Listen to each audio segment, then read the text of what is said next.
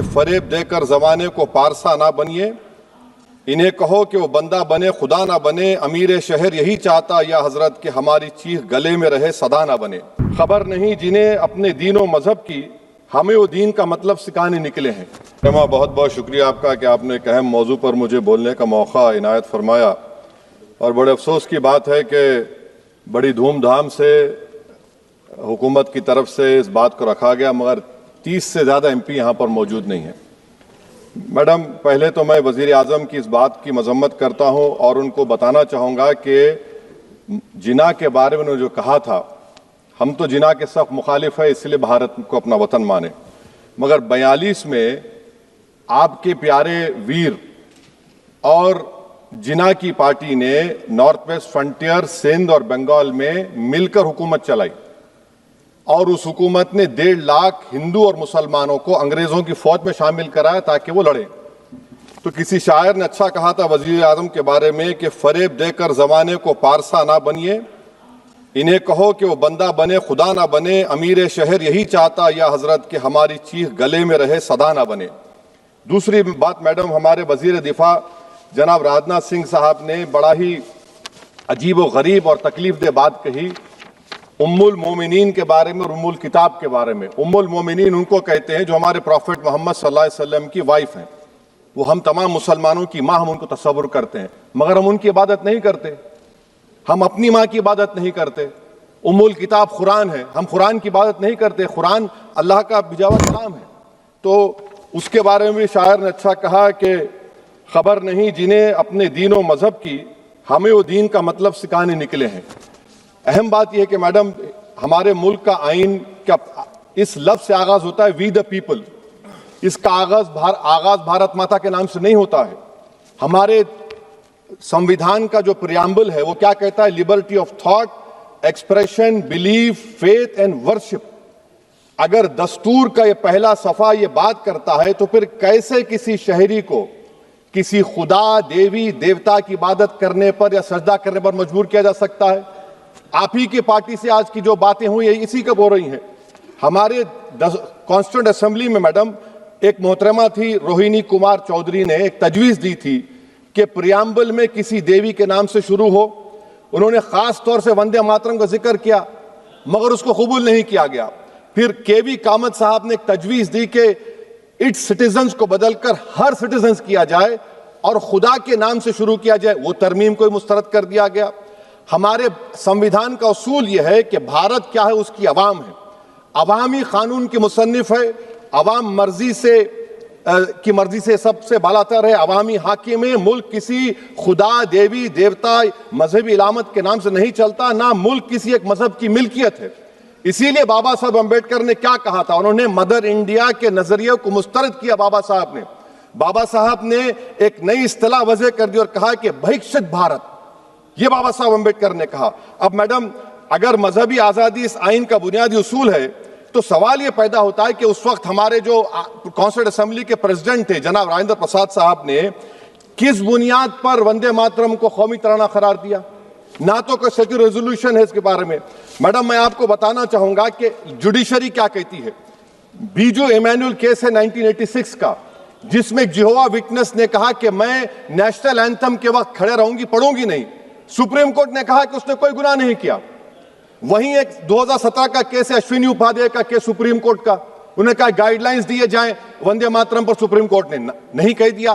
फिर आप आ जाइए madam, prevention of insult act national 1971, इसमें नेशनल सॉन्ग नहीं है, सिर्फ नेशनल एम्बलम और आपका नेशनल एंथम है। फिर आप आ जाइए 40th अमेंडमेंट आर्टिकल 51A 76 में पास हुआ, उसमें भी इसका कोई जिक्र नहीं है। मैडम, मैं आपके सामने बताना चाहूंगा कि हमारा भारत एक इसका मजमुआ क्या है। इसमें हिंदू है, मुसलमान है, सिख है, ईसाई है, जैन है, एथिस्ट है, मेहनतकश है, किसान, गरीब, मजलूम और दलित है। मगर अगर जो तकारीर आज हमने यहां पर सुनी और बाहर जो सुनते हैं, अगर भारत को देवी कहने और उसके आगे सजदा करने, तो दरअसल कौम परस्ती को, वतन से मोहब्बत को मजहब में तब्दील कर रहे, और फिर यहां पर बोल रहे कि अगर भारत में रहना है तो वंदे मातरम गाना पड़ेगा। भाई, ये तो संविधान के खिलाफ है, सुप्रीम कोर्ट के जजमेंट के खिलाफ है। अगर वंदे मातरम मैडम कौमियत का मियार है तो फिर सवाल यह है कि हजरत मोहानी की कौमियत क्या थी जिसने इनकलाब जिंदाबाद का नारा दिया? अगर यूसुफ मेहरली ने quit India Simon go back का नारा दिया तो उसकी कौमियत क्या थी? अगर हैदराबाद से मौलवी अलाउद्दीन जो मक्का मस्जिद का पहला मुजरिम है काला पानी में, और तूरेबाज खान जो मारकर लाश को लटका दिया गया था हैदराबाद में 8 दिन तक, उसकी कौमियत क्या थी? अगर इनायतुल्लाह काफी जो जिहाद का फतवा अंग्रेजों के खिलाफ दिया मुरादाबाद में, जब उनको 2 दिन में फांसी की सजा दी गई, और जब फांसी की सजा के बाद जा रहे हैं तो इनायतुल्लाह मौलाना काफी की जबान पर क्या था? वो रसूलुल्लाह हमारे प्रॉफिट की नात पढ़ रहे थे। क्या पढ़ रहे थे? कोई गुल बाकी रहेगा ना चमन रह जाएगा, पर रसूलुल्लाह का दीन हसन रह जाएगा। तो उनकी कौमियत क्या थी? माल्टा की जेल में महमूदुल हसन, हुसैन अहमद मदनी 6 महीने माल्टा की जेल की ग्राउंड में पड़े रहे, उनकी कौमियत क्या थी? अल्लामा फजल खैराबादी का वो सेल काला पानी का पुकार कर से पूछ रहा है, जो वहीं पर मर गए, खबर वहां पर है, बताओ मेरी कौमियत क्या थी? मैडम, मैं एक मुसलमान हूं, मैं इस्लाम को मानने वाला बावकार इंसान हूं, और मेरे मजहब की बुनियादी तालीम तौहीद है, ला इलाहा इल्लल्लाह, नहीं है कोई खुदा सिवा अल्लाह के। और कुरान में अल्लाह क्या बोल रहा? इय्याका नाबुदु इय्याका नस्तईन, तुम मेरी इबादत करो, मुझे मानो। मुझे कहां से मिल रहा? आर्टिकल 25 से मिल रहा है। मुझे कहां से मिल रहा है? Liberty of thought, expression, belief, faith and worship से मिल रहा है। तो इसको जोड़ना ये बहुत ही खतरनाक होगा। और हमारे प्रॉफिट मोहम्मद सल्लल्लाहु अलैहि वसल्लम जब मदीने को गए तो उन्होंने उस वतन के लिए दुआ की, कहा कि अल्लाह मदीने की मोहब्बत हमारे दिलों में और इजाफा कर दे, मक्के से ज्यादा कर दे। तो ये इस्लाम, मुसलमान होना, हमारे ईमान में मुल्क की मोहब्बत बीच में नहीं आती, और मुल्क से मोहब्बत है और रहेगी हमेशा, क्योंकि ये अजीम कुर्बानियां यहां पर शामिल है जिन्होंने जंग आजादी में हिस्सा नहीं लिया। आज अगर वो वतन की मोहब्बत का दर्ज देंगे तो बड़ा गलत होगा। मैडम, मैं आपके सामने एक चीज पढ़ूंगा। 1937 रविंद्रनाथ टैगोर ने लेटर लिखा सुभाष चंद्र बोस को। मैं सिर्फ, किसी ने नहीं पढ़ा ये। क्या कहा टैगोर साहब ने? But parliament is a place of union for all religious groups and there the song cannot be appropriate. When Bengali Muslims show sign of stubborn fanatism, we regard it intolerable. When we too copy them and make unreasonable demands, it will be self-defeating. ये मैं इसको ले करूंगा madam, आप देख लीजिए। फिर दूसरी तरफ मैडम आप आ जाइए, मैं यहाँ पर बैठकर, हाँ, जितने तकारीर यहाँ पर हुए सब जनगण मन पर तनकीद किए। तो मैडम मुझे ये कहना पड़ेगा कि जनगण मन पर आप लोग इतनी तकलीफ क्यों उठा रहे हैं? आखिर इतनी तकलीफ क्यों है? तो मैं जब जाकर देखा तो मुझे 28 दिसंबर का ऑर्गेनाइजर मैगजीन का आर्टिकल मिला, जिसमें ऑर्गेनाइजर लिखता है कि what is the moral sanction behind government choice of Jana Gana Mana except that it can be made an item of entertainment at the sumptuous parties thrown by government officials. आप बताइए, इसका बोलेंगे आप? और फिर उसके कैंड कैसा करते हैं? It will mean we can not love our motherhood. Madam please, it will mean that Vande Mataram is buried alive with the word Jan Gan Mana on the tombstone, for the tomb will also be of Jan Gan Mana of the will of the people. इस पर आप क्या बोलेंगे? Madam, मैं आपको ये बताना चाह रहा हूं कि वतन की मोहब्बत हमारे लिए बहुत अहम है, मगर ये बताइए हमको कि अभी मैडम यहाँ पर आनंद मठ के बारे में बहुत कुछ कहा गया। मैं सिर्फ 2 मिसालें आपको देता हूं। आनंद मठ के पेज नंबर 70 और 80 को पढ़ लीजिए।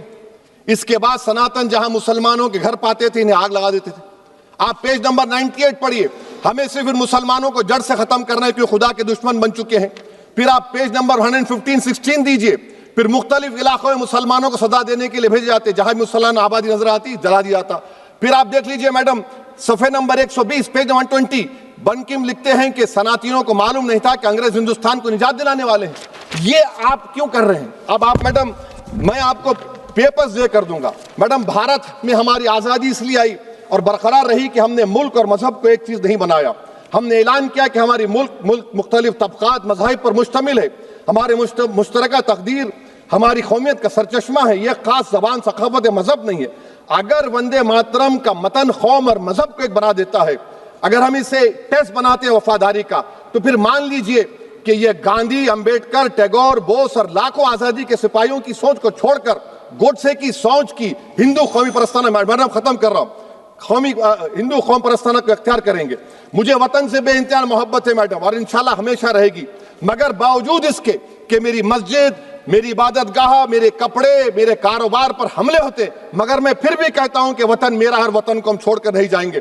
मगर हुब्बुल वतनी का क्या मुतालबा है? हुब्बुल वतनी ये कहता है कि वतन से मोहब्बत है तो जुल्म को खत्म करो, गरीबी को खत्म करो, बेरोजगारी को खत्म करो, जबर का खात्मा करो, अमन का गहवारा बनाओ, पाकिस्तान की दहशतगर्दी को खत्म करो, एक्सप्लॉयटेशन को रोको, शरारत को रोको, मुल्क के खिलाफ की जाने वाली साजिश खत्म करो। मैडम, भारत एक चमन है जहां पर हर फूल को खिलना चाहिए, और अगर कोई इस फूल के अगर पूरे फूल खिलेंगे तो उसकी खुशबू से ये वतन मौतर होगा। मगर अगर इस चमन का माली ये कहेगा कि एक ही फूल खिलेगा, तो मैं जिम्मेदारी के साथ कह रहा हूं, अगर एक ही फूल खिलेगा तो वो सहरा बन जाएगा और माली माली नहीं रहेगा, वो जल्लाद कहलाएगा। तो इसीलिए मैडम, हम उम्मीद करते हैं कि हुकूमत इस पर जोर जबर ना करे। मेरा राइट है, यकीनन मैं जानता हूं कि आजादी के लड़ाई में वंदे मातरम का नारा था, मगर अगर आप इसको जबर करेंगे तो ये संविधान के खिलाफ है। वफादारी का सर्टिफिकेट हमसे मत लीजिए मैडम, खत्म कर रहा हूं। वफादारी का सर्टिफिकेट हमसे मत लीजिए।